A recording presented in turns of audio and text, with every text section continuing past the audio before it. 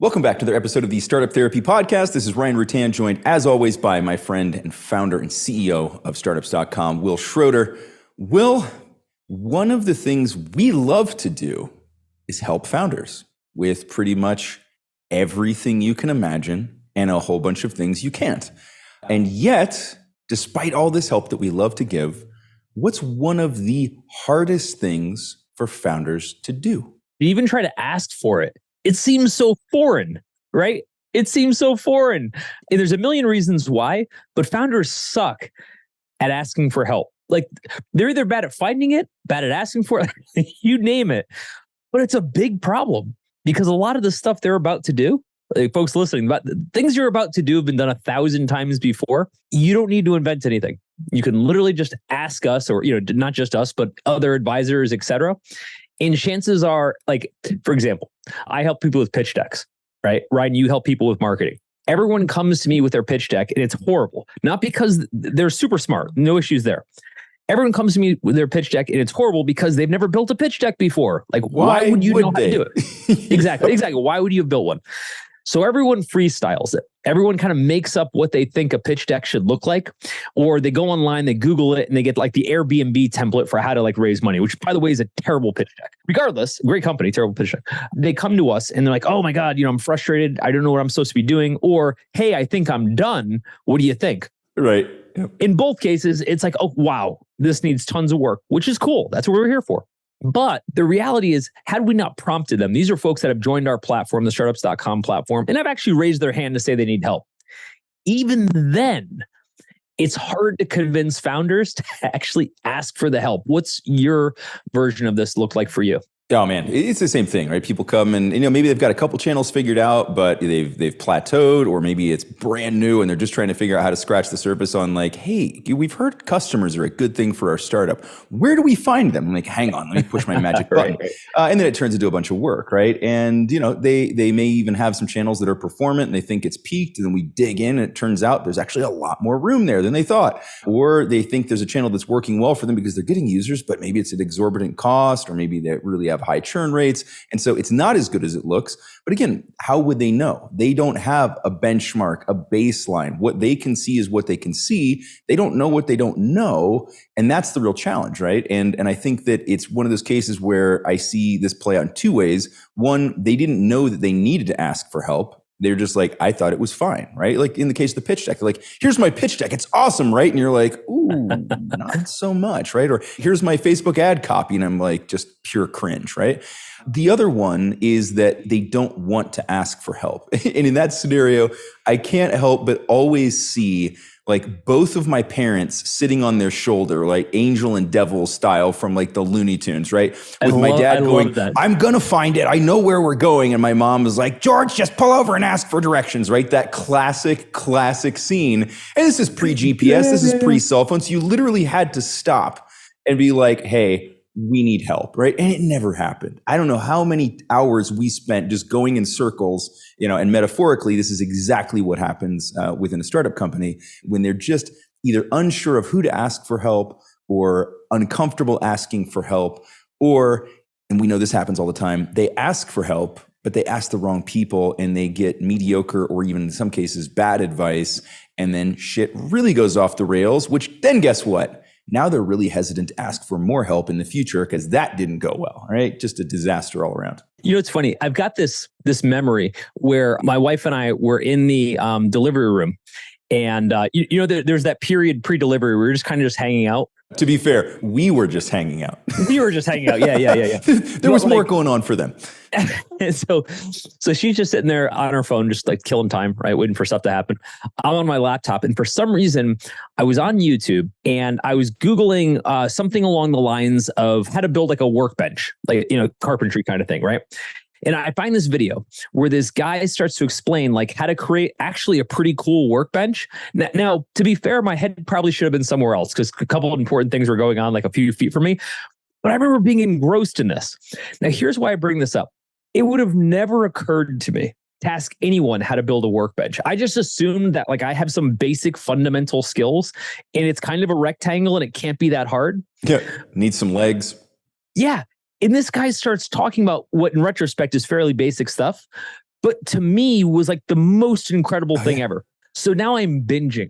I can't get enough of this, right? and I'm learning about why I'm using screws versus nails, and I'm learning how to like cross-cut wood and all this stuff. And I'm like, babe, you're not going to believe how much I'm learning. And she's looking at me with like the coldest steel eyes. Like, what are you talking about? I've got a lesson I'd like you to learn. It has nothing to do with building a bench. So Sarah reminds me of that every single time I talk about carpentry. But my point is, this light bulb moment went off in me at that moment that I actually could learn something if I just asked for help. Now, I know that sounds dumb, right? It sounds crazy. But I got to say, it was the first time, and it almost happened by accident. I wasn't even like trying to ask for help, but I actually got help from someone who actually had all the answers to the test. Yeah. And it just set this chain of events where I was like, well, if someone on YouTube could teach me that, what else could they teach me? Exactly. And from there, I went on to learn carpentry, electrical, plumbing. I learned architecture. I learned 3D modeling. I learned 3D rendering. Like I learned all kinds of stuff, right? And it turned out all I needed to do was learn to ask. And that became my superpower. I became really good at just saying, hey, I can actually do anything and do it probably pretty well if my first effort is to find out who the expert is. And again, get those answers to the test, so to speak. Do you know what I mean? Yeah, exactly. It's the antithesis of what I was talking about, which is when help goes bad, you don't seek it again. But the minute you get that help that actually works, the endorphin rush, the dopamine levels just skyrocket. And you're like, this is amazing. And we see this play out all the time in founder groups, right? When we are talking to founders in the accelerator, and like I had a workshop last week, and someone was like, wow, this is incredible. This is amazing. Like, who else should I talk to, right? So all of a sudden they're like, wow, this went well. Now I want 10 more people that I can ask questions and get help from, right? Which is exactly how it should work. It is so hard to ask though. I think it's the breaking that seal is the hard part. And I think that comes from a lot of places.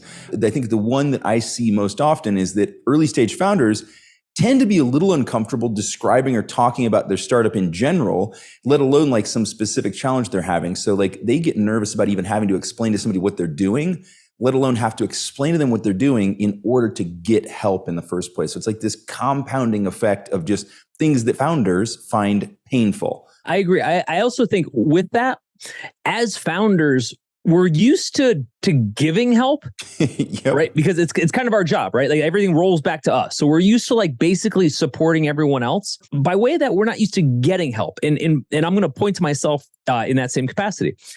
For my entire 30-year career, I've always been a founder and I've always been a CEO. It's kind of the only real job I've ever had. And because of that, everything stopped with me. You know, problems always get bubbled up, right? Well, there's no more bubble. Like after it gets to me, there's nowhere for it to go. So if someone on the team is having a problem, they come to me and say, hey, can you help me fix this? I'm naturally used to that. Like that's the way things go. I'm also not naturally used to having anywhere to turn to say, oh, this is probably better solved by someone else.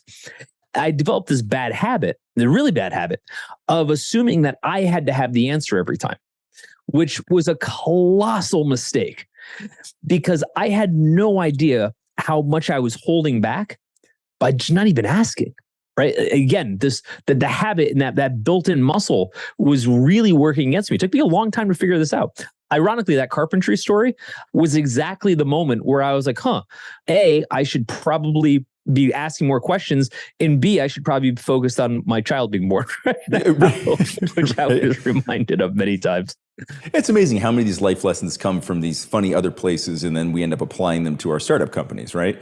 I want to focus on something there, which is that I think there's a slightly different problem. Right? You're talking about this over a 30-year career, where like some of these habits have been made concrete, and there's a later stage problem there that happens where the buck stops with you and things bubble up. At the early stages, there's often no one else there. Right. So there is literally no one else. It's not that like you don't have the confidence to go to them. It's not, there's just no one else there. And at the really early stages, all the questions that get asked are your invention, right? The answers have to come from, right? If you're building something that's never existed before, and it seems like, okay, so how will the product work? Well, let me make it up, right? This is literally the process. I will make up what the product's going to do right now. And so much of this is just imagination that then you try to make real in the early stages. We get so used to being the only one who has the answers.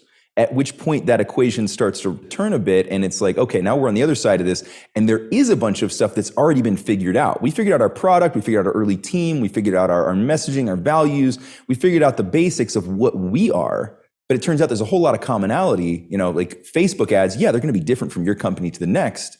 But there are a whole bunch of learnings and billions of dollars have been spent on that platform figuring that shit out. So why don't we ask somebody, right? This is where we have to all of a sudden realize it's not a good idea to keep inventing the answers, right? There's a point at which that has to happen, and there's a point at which that really needs to stop, and that's when you need to start asking for help. One of the interesting things is that we get to see so many startups over such a long period of time that we get to kind of dissect. And I think this would be interesting to founders listening. We get to dissect the difference between what is a unique problem to your startup, hasn't been encountered before, and what every startup faces, and you're just facing your version of it.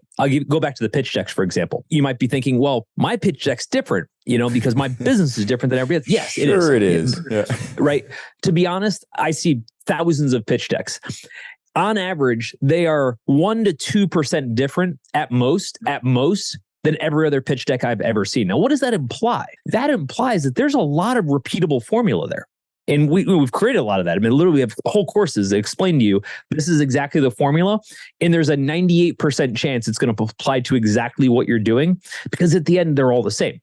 Now, because of that, the danger for a founder by not finding that formula, that common ground that works every time, and again, just freestyling it, looks something like this. I go to create a pitch deck. Instead of following a formula where I can know exactly what to say for every slide and have only the amount of words and slides, etc., I decided to turn it into a brochure. I put paragraphs of content on every slide. I have a 48-page pitch deck, and I believe wholeheartedly the only way the pitch deck will be effective is if I've answered every possible question that a founder or an investor could have in my pitch deck. Right. Here's an encyclopedia on my business. I know you want to read this. Yeah, exactly. Nobody wants to read that.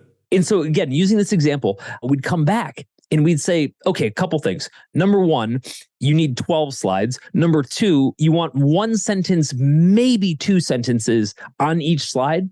And number three, your job isn't to answer every possible question. How cool would it have been to know that before you just created a 48-page slide and spent months doing this, right? So I think about that in terms of how many different things founders are going to go on colossally bad adventures for. They don't have to. That they could have asked the right person. But here's the twist. They don't know who to ask. Yeah, that's a big problem. Yep. Because everything we're saying implies that you knew to call us, to call Will and Ryan and talk about your customer acquisition, your pitch deck, your funding, whatever. But most people don't know to do that. And are not being specific to us. They don't have people in their world that they can talk to. You know what I mean? Right. Right. Yeah, no, they don't. Either they don't have founder peers, or they've got peers who are kind of all at that same stage. People love to group themselves together because, we're all facing the same problems at the same time. That's great. You can commiserate, but how the hell are you going to solve them, right? If none of you have taken the test, then you're all just sitting around going, man, I'm really scared of what's about to happen next, right? Not a great spot to be in. This is why you have to seek out founders who are further down the road than you are, or people who've literally dedicated their lives to solving founder issues, or whatever the challenge you're about to go after is, right? The likelihood that your business is so innovative that no one can answer the questions about it is pretty close to zero. And I would argue if it is that innovative, then you're probably going to really struggle to get it off the ground because customer adoption is going to be damn near impossible, right? So it's about finding people with relevant experience, not too far ahead, but certainly not behind you, certainly not irrelevant advice. You and I have taken a couple of pot shots at organizations like Score, which, it's a great idea. And I think there was a time and a place for it. Works well if you're building something that's already been built a million times. We also take some pot shots at accountants. So let's just pretend you're starting an accounting consultancy. Score is probably a great place to go because it's full of retired accountants. If you're doing anything else, probably slightly less relevant. So getting that who right is super, super important. We did an entire episode on this around what the cost of getting good advice versus getting bad advice and how to make sure that you're getting good advice. So ask for help, but be really clear that the source is actually relevant and can help you at the end, which is a calculus in its own right. Something that's really funny about everything we talk about here is that none of it is new. Everything you're dealing with right now has been done 1,000 times before you, which means the answer already exists. You may just not know it, but that's okay. That's kind of what we're here to do. We talk about this stuff on the show, but we actually solve these problems all day long at groups.startups.com. So if any of this sounds familiar, stop guessing about what to do. Let us just give you the answers to the test and be done with it. Let's talk about that a little bit though, because, it's going back to a lot of founders will say, well, okay, sure, I could ask for advice from someone else. Like you just said, how do I know that it's good advice? I'll give you a great example of bad advice. And this is what we talked about in another episode about getting bad advice from. God, I hope you're not about to quote me. Yeah, right. They're all, you went to Rutan. I believe 99% of advisors are well-meaning. So again, even as we're kind of picking on score, we both agree that they're well-meaning, even if maybe they may not give out the best advice all the time. Here's the problem. If I don't know the difference between good advice and bad advice, I don't actually know that I'm getting bad advice. That's the problem. That's it. You just take it wholesale and apply it. I assume that if someone knows something about a topic that I don't, that they must be good at it. Actually, the funny thing, I'll go back to my whole carpentry journey, is what I learned there. There's some guys working on my house. And I'll never forget, this guy was building a giant closet for my daughter. And it was coming out beautifully. He was doing the whole thing, from scratch, custom. And I asked the guy, I said, how are you getting like everything so perfect? Like, are you just incredibly at measuring? He's like, well, what I do is I cut something and then I put it over and I see if it fits. And if it doesn't, I cut it again. I'm like, you're kidding me, right? He's like, and if it doesn't, and I cut it again. Yeah. That's actually your method. Now, at the time, he wasn't entirely wrong, but at the time, he knew way more than I did. And I was like, I guess that's the answer. That's how this works. Yep. If I hadn't gone to the YouTube and found there are some other ways to do this a little bit better, I would have assumed his word is gospel. And this goes back to the same thing. Somewhere out there, there's a quote that says, measure once, cut 15 times, right? Exactly.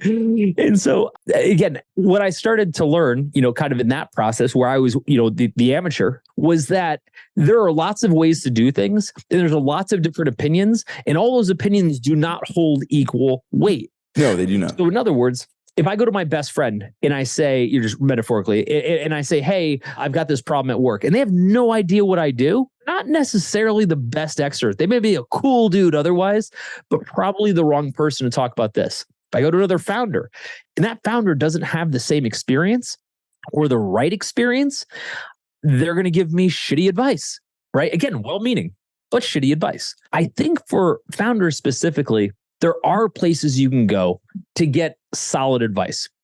A few off the top of my head, again, I don't want to self-promote here, but that's kind of what we do at startups.com. That'd be kind of silly not to mention that. But even if you don't use us and you're fine not to, find other founders. That's usually where I find the best advice.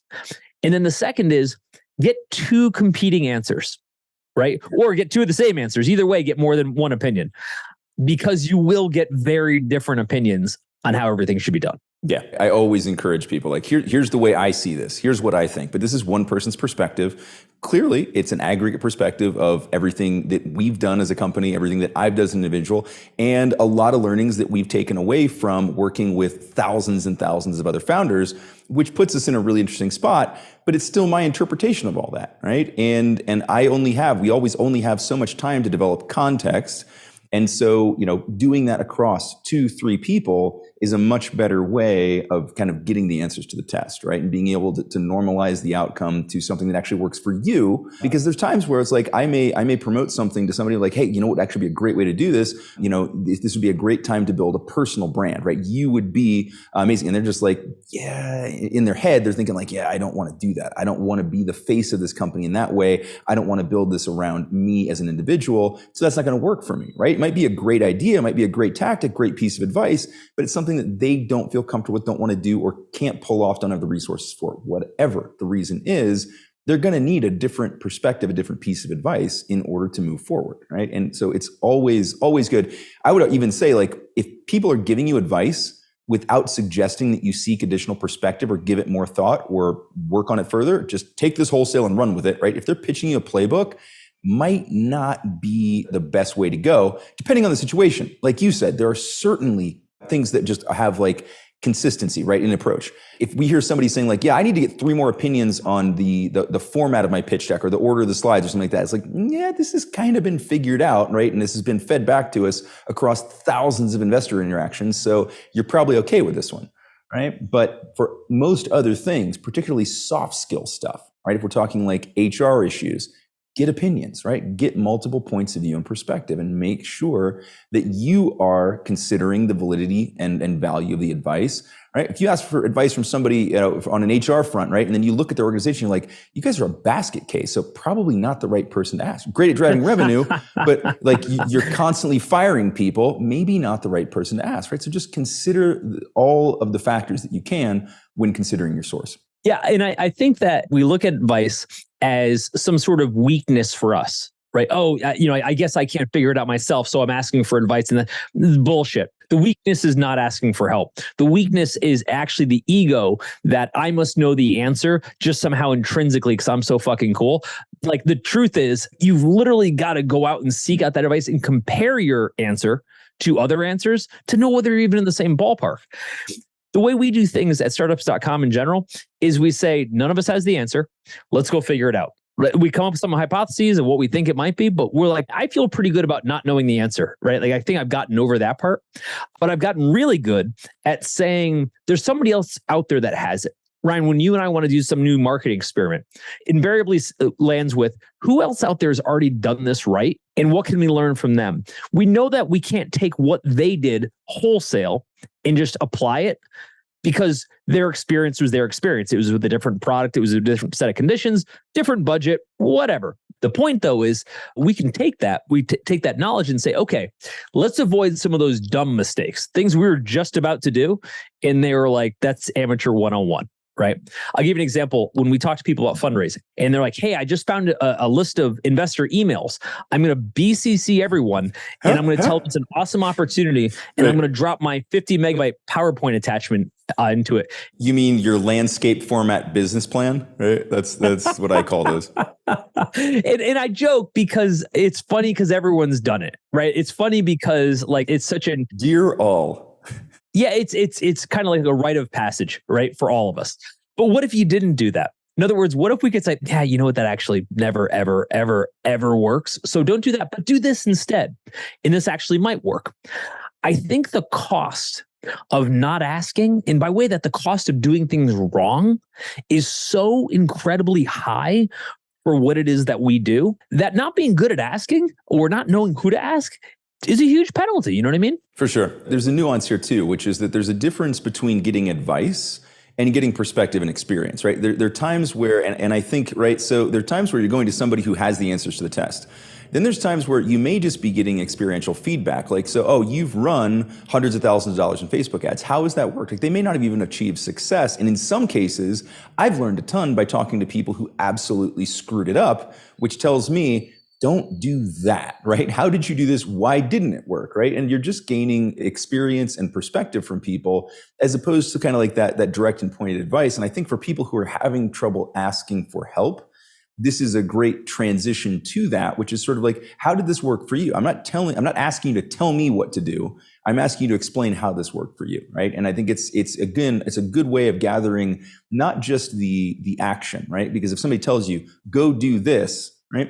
It loses a lot of context. And how do you really apply it to your situation? Because, even if there's only a 3-4% variance between your business and theirs, that can lead to major differences in results and outcomes. Absolutely. Or timing or anything else. Yep. All these things, right? So it's important to get the kind of the broader context and like, what did you do? How did it work? As opposed to, how should I do this, right? So I think another part of this entire thing is when you do go to ask for help, think about how you're asking for it, right? If you're asking for the answers to the test, make sure it's a test that's consistent, right? If it's something like the SAT where they change the questions every year, be careful, right? If it's customer acquisition, which is constantly evolving, moving, new channels appearing, things going in and out of vogue, competitor budgets changing and moving and just making things difficult, lots of stuff goes on there, right? Or just, the popularity of a platform. For things like a pitch deck that stay nice and consistent, we don't want to see you innovating there, right? Like anytime somebody comes, I'm sure like this just strikes fear in your heart. We're like, look, we have this really innovative way we're going to deliver our pitch deck. And just like, fuck, no, please, like don't do that, right? Not the time to innovate, right? Not the time. Right. I think people get hung up in their projects too, as far as like, whatever they're working on, whether it's marketing, pitch deck, whatever, and they get like too busy to ask for help. I used to run into this all the time. I was always like, by the time I track the people down and ask for help, whatever, I could have already just solved the problem. It's the reason, ironically, I've never had an assistant in 30 years, even though we own a virtual assistant business, is because I'm always the person that's like, by the time I would ask for help, again, I could have just done it myself. Hey, I can help you with your inbox or your calendaring or your travel or whatever. I'm like, it takes 2 seconds for me to do it myself. It's really not helping me. Now, that mentality of I'm too busy to ask for help has also been one of my biggest drawbacks. My biggest drawbacks because for a very long time in my career, I just looked at asking for help as a huge hurdle. Like, oh God, now I got to track all these people down and I'm probably going to get bad advice and I'm probably going to have to go do it myself anyway. So I'll just go do it myself anyway. Well, again, I keep bringing this back, but like that whole carpentry thing kind of opened my eyes up where I was like, hey, instead, how about I start making investments in finding the right answer first and then go spend a bunch of time. And it took me a long time to get there. I don't think everybody's like that. What was it like for you? It's similar, right? It was always the case, and I think this is an interesting one because it's a bit specific to startups, right? And what I mean by that is if you look in a corporate environment, a mature business, let's just say you're still an executive, maybe even a high level executive within an established business. What the return on that investment of time to get the help looks like because you're assuming that you're going to solve a problem that will have an ongoing impact and ROI for the business. So much of what we do in the startup space is pure guesswork that we don't know. We're like, okay, we want to try this thing, but we have no idea if it's going to kind of last off into the future and provide us a long-term ROI on whatever that help we got was, right? So we don't necessarily know that passing the test even gets us where we want to be. And so seeking help to pass the test can feel more painful in our space, right? So I think that, in my case, it was a lot of those same kind of things, right? It was like, well, I could just do this myself. After you've done it yourself about 400 times, you've certainly passed the point of like, there would have been great ROI in getting help on this and knowing how to do it the best way possible, how to be more efficient at doing it, or maybe even like there's an entirely different approach that would have been better in a number of ways, right? But even if it's just little things like time savings, right? Yeah, you can do your own calendaring in 2 minutes. I'd argue it probably takes a little longer than that, but you can handle these things yourself, sure. But at some point, right, those tiny little cuts add up, right? Oh my God, right? And then you find yourself in that position where like, okay, I guess I better learn how to swim, right? Not a great time to learn how to swim, right? When we're already overwhelmed, it's a really tough time. This is actually what creates that problem. I'm too busy to ask for help. That's not because you're too busy to ask for help. It's because you asked too late. The way that I look at it is I think for a lot of folks, they've got these issues and they're timely. And a lot of the help that they're trying to get isn't timely. For example, whenever I ran funded companies where we had boards, et cetera, we'd have our quarterly board meetings. Well, that advice is great, like in general, but the issues I was having aren't good for 6 weeks from now when we happen to have a board meeting. Like I've got somebody that needs to get fired today. Like I can't get consensus in 6 weeks. Pants on fire right now. Yep. Right. In the same way that when we work with people at startups.com, I try to make myself as available as possible. I'm like, look, you can get me on Slack, you can get me on email, you can get me on a one-on-one call. Like there's a lot of ways to get a hold of me. And that's hard for me because that's a lot of input. Same for you, right? All the time. But the reason we make that available is because we know that in the startups timeline, they need to get stuff done. If a person's out there raising capital and they're putting their pitch deck together, I can't be like, hey, schedule a meeting for me in a month from now and we'll review your pitch deck. Like that doesn't help the startup at all. Again, It makes my life harder because I've got all these folks messaging me all the time. It's also my job to help them. But my point is, I think we need timely advice. I think if we're going to seek counsel that's out there, we need counsel that's also willing to respond to us quickly. Otherwise, the problem dies. Or more importantly, if I say, hey, Ryan, I need your help. I'm like, cool, so let's get together in 2 weeks. I'm like, dude, a lot's going to happen in marketing in 2 weeks, right? Like, ergo, I probably won't even have this problem in 2 weeks. Or I'm going to go down this path without you because I can't wait. Yep. Already blew the budget, right? Right. The advice also has to be timely. The people that you're asking have to be around soon enough, and they have to be smart enough.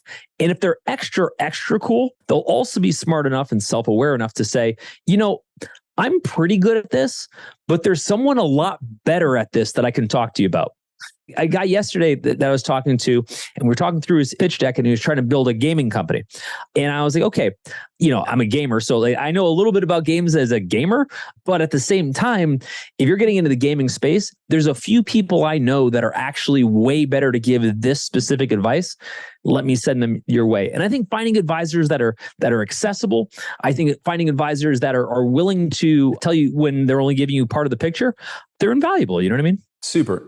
So let's tie a couple things together here, because this is really interesting now. So you've got the timely piece. And then something else that you talked about was really important there, which was you also have enough context about what you know and what you don't, and enough context about what that startup's trying to solve to be able to point them to somebody else. So in addition to being timely, there is something to being around for a longer haul, i.e. like maintaining connectivity on a longitudinal basis with people you're getting advice from. I think one of the challenges that we see is when people start to just jump around and kind of like, willy-nilly pick experts who seem to solve the problem they're having in the moment. That's fine. But you also need somebody who's kind of there over a longer period of time, who has that context, understands not just where you are now in the moment and getting that timely advice and is accessible, but also has some of your history, right? So with I'm running new workshops now where I'm starting to see a lot of the same faces over and over and over again, and we're solving new challenges week after week after week. But I also have the historical context of everything else that they've done, which makes me insanely more powerful from an advisory standpoint, right? I know what they've already been through, what we've tried, right? Because you have to go through that each time, rerun the rigmarole. It wastes a ton of time. The advice becomes less timely, less powerful, less contextualized. And so in addition to, so this goes back to like the ask for help early, right? Seek people who can respond, and see people who can be there over a longer period of time. So build your founder community, right? Join into founder communities, join like startups.com and the accelerator, right? There's so many things that you can do to be part of something that will help you get the advice you need when you need it, right? Yeah, I think that getting advice, it's hard. I mean, it's actually hard to do it well. But if I could go back and I could like develop a muscle that I had not developed as a founder early in my career, it would have been getting advice, which I've actually become very good at, I think, later in my career now. Again, in kind of a process that I would have never expected in a totally different business around carpentry and stuff. But now that I get it, now that I really understand how valuable it is to prep ahead of time, to be able to say, okay, something a little out of my wheelhouse, which is usually most things. First step, let me talk to a few of the people I know or seek out the information, Google, what have you, in order to get a foundation for what questions I should be asking and who has the answer. But I think the most valuable part of all this is knowing that in every case where I'm a little bit off in some way, again, I'm missing something, someone does have the answer. And the only mistake that I can make is not seeking it out.